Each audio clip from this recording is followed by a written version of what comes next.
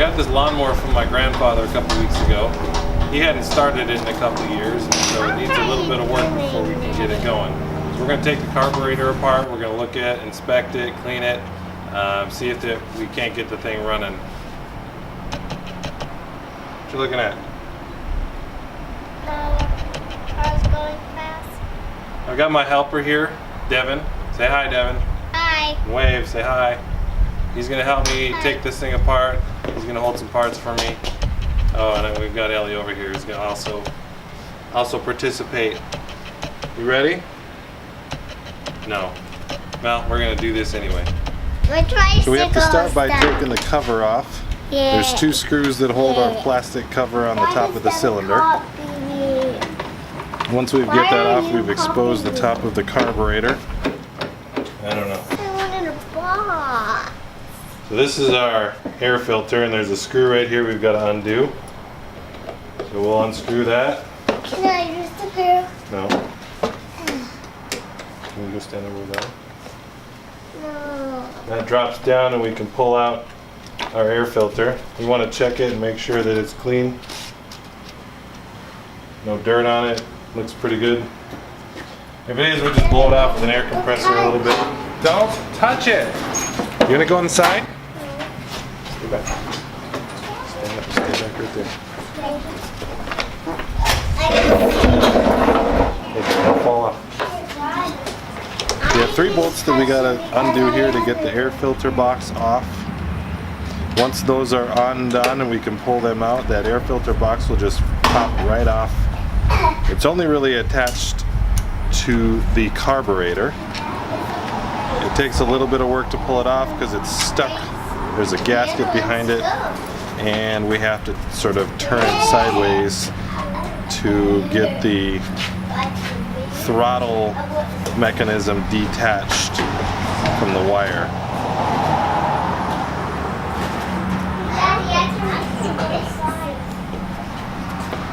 I like it. Daddy, I want to talk in there. You can talk, but you can't touch it. Looks like our gasket is still stuck and kind of coming apart. So we're going to have to put a brand new gasket on there. I get this detached from the throttle mechanism here.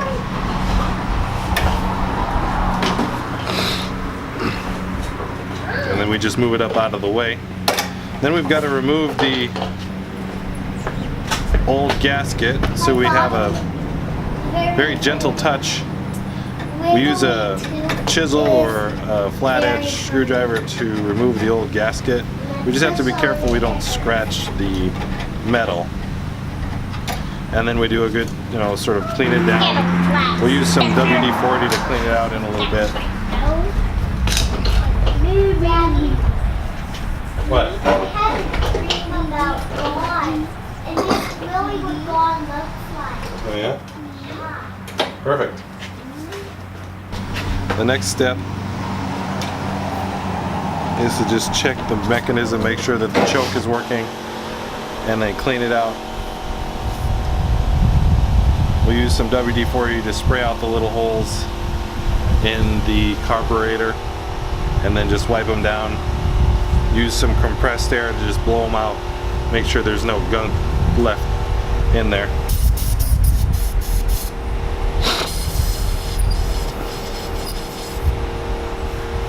Now we've got to pull the fuel line off of the carburetor. So we grab the little pinch thing here with the pliers. Use the pliers to loosen it up because it's kind of stuck to the carburetor. Once we loosen it up, it just should slip right off of there. Just make sure you don't spill gas all over. You can pinch it, put a golf tee in it to keep it from draining out, or put it up, tie it up above the gas cover so the gas doesn't come out. Once that's out of the way, we got to go underneath, unscrew the bolt that holds the bottom of the carburetor on. Now here's where the float is housed, and there's usually some gas in here, so we have to kind of be careful that if this falls out, we don't spill gas all over the place. There's not a lot of gas in here, but you want probably a small cup to put the gas in. Then that nut has a couple little holes in it that you need to clean out. A little wire works pretty well to do that. Make sure the holes are clean. Make sure that doesn't have a lot of junk on it.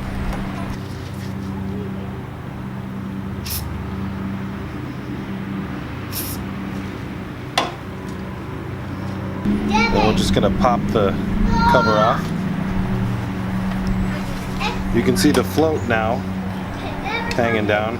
What we're going to do is we look inside that cover and see if there's any dirt, junk. This looks like it has some rust in there, so that's not a good sign. But we'll do our best to clean it out. We'll spray some WD-40 down in there and use a rag and wipe it out real good, clean it.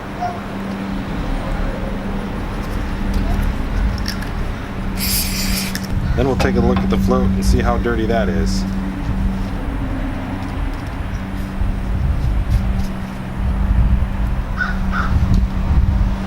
You can see the float's pushing up that little pin. And we want to take that off. You can remove the float. We want to remove that float, take that pin out of there, and inspect it to make sure it's clean. There's a tiny little gasket up inside of it that we want to make sure is clean also. We probably just want to replace it. We removed the rubber gasket from the top part of the housing. We're going to put a new one of those on. We can pull this pin out of the float, and that will drop off of there.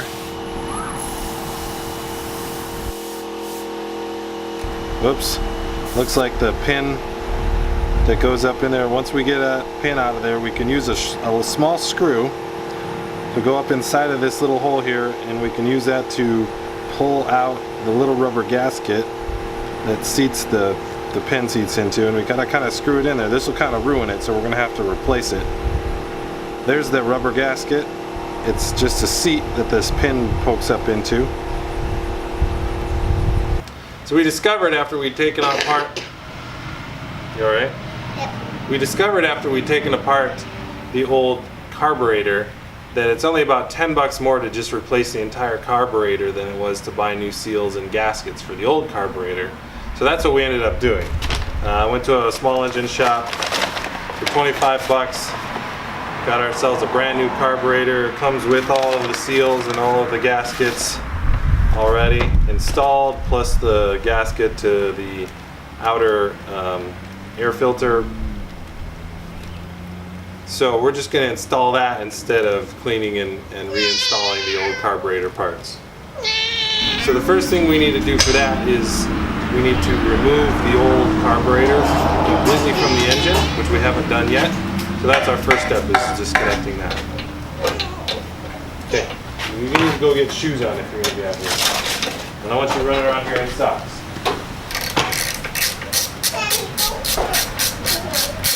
So we just unbolt. There's 2 bolts on either side of this carburetor. But once I unbolt those 2, I can pull that off, slide out the control arm,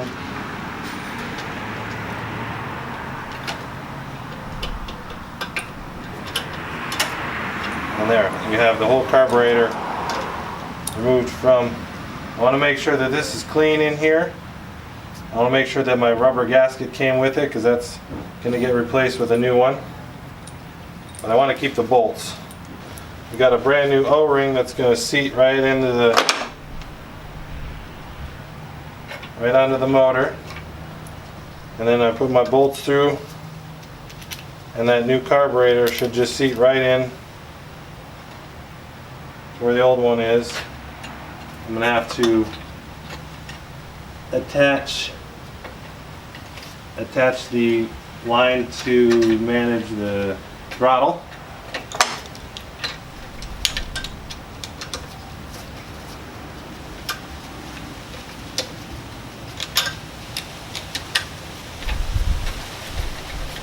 And I can put this back on.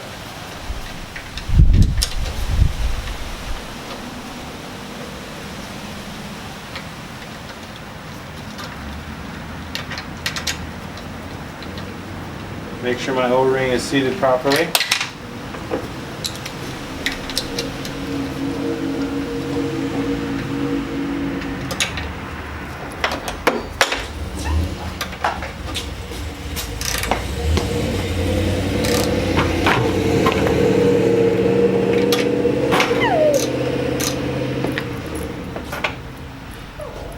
Hey bud, how are you doing? And then torque down my, hey, you're in the way, you can't be there.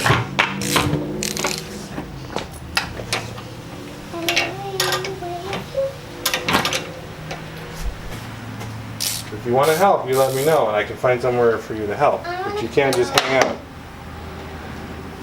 Alright, can you clean this with that broom? Good job. So my son has cleaned out my carburetor.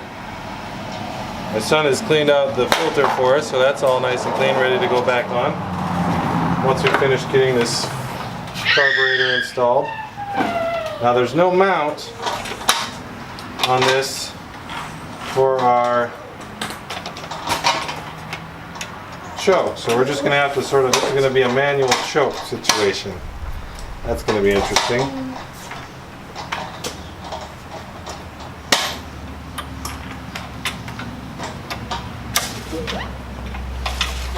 And we'll see how that works. Next step is we got to reattach this fuel line here. What we're going to do is, in hopes of making sure that it's clear, we're going to drain a little fuel out of it.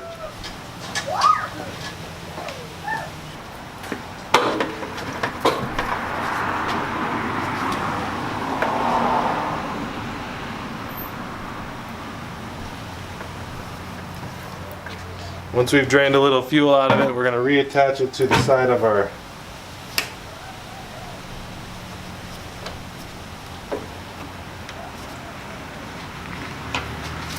and we got gas all over everything. That's alright. We'll reattach our clip.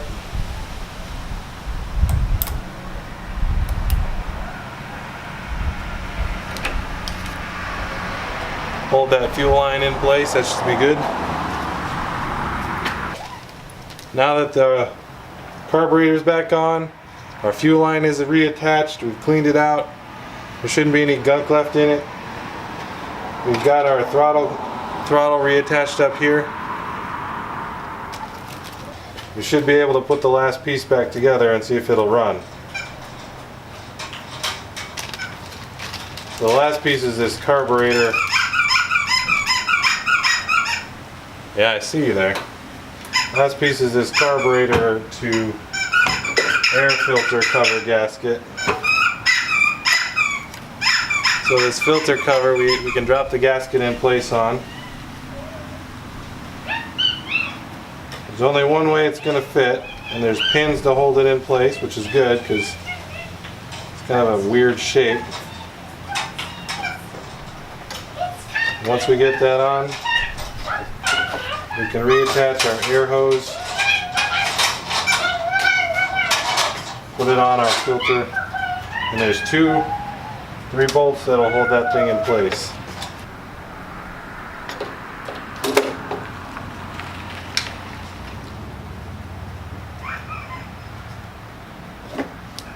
And to make sure that we've reattached our cable to allow the mower handle to keep it running, safety catch handle. Reattach our air hose underneath. Make sure that we've lined it up correctly with our gasket, and then we can drop some screws in there. So we put our bolts in. Alignment looks good.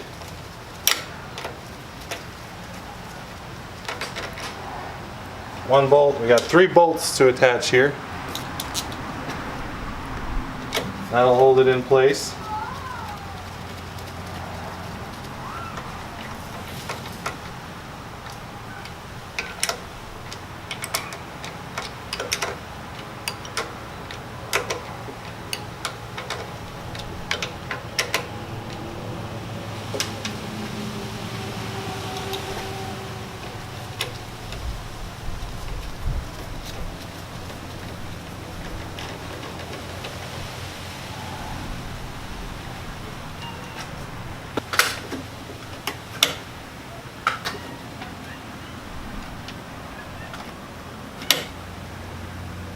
We may have to go in later and just remove this choke switch here, because it's kind of going to just float around in here, get in the way.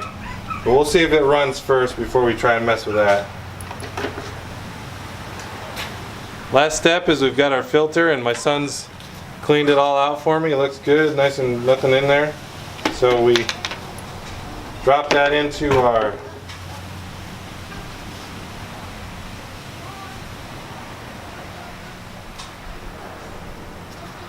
filter case, put the lid back on, cover back on,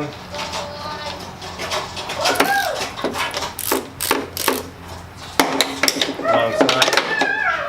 That just takes a screwdriver.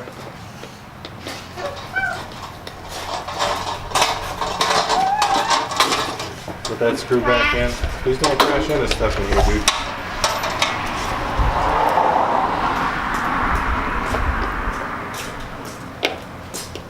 Alright, we're ready to give this a shot and see how well it works.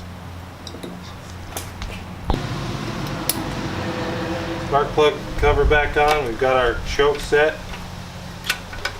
Get that out of the way. Got our throttle linkage all hooked up. Got our safety hooked up.